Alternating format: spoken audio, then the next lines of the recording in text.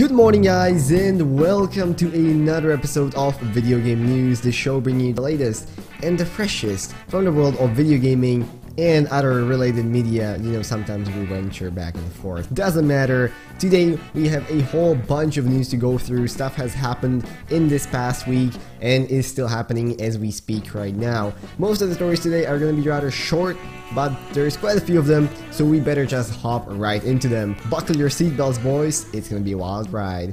And when I say boys, I mean I know there are girls watching, and play the video. Now the first story for us is coming from the world of Wolfenstein, as Pete Hines has very recently confirmed that a third installment, well, that's a bit confusing, but a new Wolfenstein basically is being developed alongside Youngblood, which was announced at E3 2018. In an interview with Metro, Pete Hines, Bethesda's vice president of marketing and PR, has said that they are absolutely developing Wolfenstein 3, which is simply a new continuous installment because the numbering gets a bit confusing. However, it is as of right now unclear when this game is supposed to be released.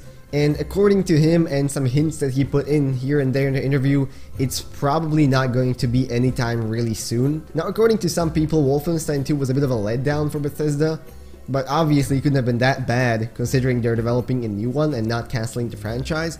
And according to Pete Hines, there were other games that were actually a bit more of a disappointment to them, like Dishonored or Prey. So hey, if you're a fan of the Wolfenstein series, good for you. Not only are you going to be getting Youngblood fairly soon, but there is another Wolfenstein game probably in the works at some point after that in the future. And a small news story here from the world of Witcher, or more or less at least. There's apparently a new Gwent-like game being developed by CD Projekt Red called Thronebreaker. Now this standalone title is going back to the world of Witcher and will be focusing on a queen called Meve, who currently holds dominion over Lyria and Rivia, who is forced to war after a Nilfgaardian invasion into the kingdom. Now this game is described as a narrative-driven adventure with elements of puzzle and card gameplay similar to Gwent, and is supposed to be releasing really soon actually. Already this year,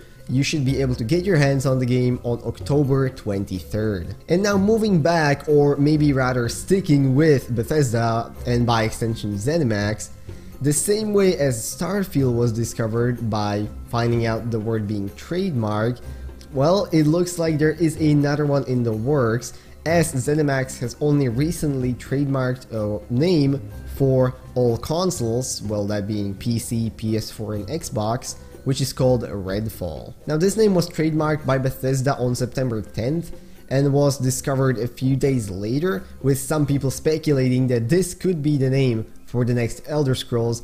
However, I don't actually fully think that would be the case. I mean, I really have no idea how far the game would be already, but considering how long ago they trademarked Starfield, if that's anything, then there is a solid chance that either A, they already have the name trademarked, or B, obviously the second option, is that the game is so far away that they're only now trademarking the name, whichever way it is, until we have an official confirmation from Bethesda or ZeniMax, we can do nothing more but speculate. But hey, apparently something called Redfall is being developed, or probably developed, right now. And now, moving on, were you a big fan of Assassin's Creed 3? No? I didn't think so. But hey, the game is apparently getting a remaster, and that will be part of Assassin's Creed Odyssey's Season Pass. Now, as you may or may not know, Assassin's Creed 3 pretty much finishes off the story of Desmond, which we go through pretty much from the first game, well, until the third game. It caps it off and it gives us an ending as he goes into the Animus to become his fallen ancestors and go through their memories. And in my opinion, that game was not necessarily that good. I mean, it was a venture into something different, and it eventually birthed the beauty of Assassin's Creed 4 Black Flag. However, this was kind of like the transition period, and it just didn't work out too well for me. But hey, if you like the game and you're planning on getting Assassin's Creed Odyssey, you can as well get this in the Season Pass, and yes, it is also purchasable separately if you choose to do so. Now, I don't know if you've heard of this one streamer on Twitch. He's kind of been getting pretty well known lately. I think he goes into your kitchen at night to make you cry and cut onions. His name was Ninja, I think. Well, Ninja, the world's biggest streamer right now, has been just featured as the first professional gamer on the cover of the ESPN magazine. Now obviously this seems like a pretty big step for gaming, with every year as we go on, gaming as a community and as professional sport, well, discipline I guess if you want to call it, is being acknowledged more and more by the mainstream media. And I think this is just another one of those steps. The site further also contains like an in-depth interview with him. He also does a very small touch on how much he earns, and apparently it's way more than the estimate of $500,000 a month. Jesus Christ. But hey, you know what, as one man who once walked on the moon would say, it's a small step for man, but it's a big step for gaming. So hopefully we see more of this integration of the gaming and of the professional gaming community into the media and into the world out there. And moving on, I'm not sure if you remember, but last week I mentioned the first uncensored adult game that was going to be coming on Steam. Well, apparently it's been released and it got restricted in 28 countries. Now amongst these would be such names as Japan, the United Arab Emirates, or for example Germany.